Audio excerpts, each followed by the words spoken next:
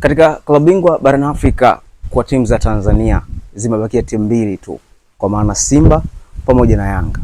Lakini mwenye matumaini makubwa sana ya kufuzu kutoka katika hatua ya makundi ni wananchi Young Africans katika kundi lake, kwa maana ya kundi B. Na katika kundi lake limejumuisha timu 4 wakiwemo Young Africans wenyewe, JS Kabylie, AC FAR Rabat pamoja na mafarao wa Misri Al Ahly. Lakini Al Ahly ana alama 8 tayari mkononi, ila Young Africans yuko na alama 5 mpaka sasa hivi na JS Kabylie yuko na alama 2, lakini AC FAR Rabat wao wako na alama 5, the same to Young Africans. Walio wengi wanasema ni kwamba Yanga ana nafasi kubwa ya kufanya vizuri katika kundi lake, kwa maana kundi B. Lakini matumaini ni je, wananchi wanaweza qualify? Leo ni mchezo ambao unaenda kutoa taswira kubwa sana. Wananchi wanaenda au hawaendi? Je, kwa upande wao mashabiki wao na yapi ya kuzungumza? Hebu twende tukasikie.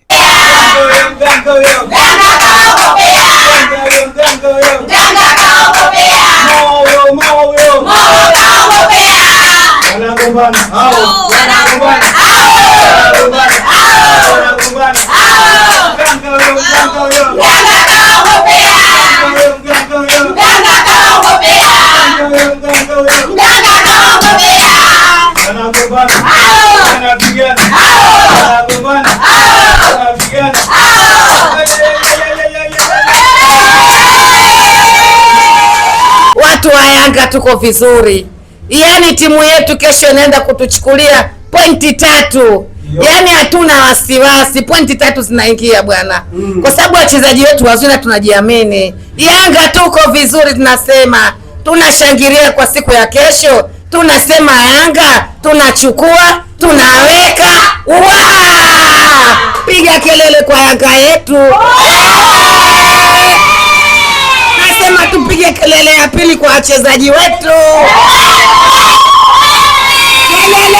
Kelele ya 3 kwa tawi letu la Migombani.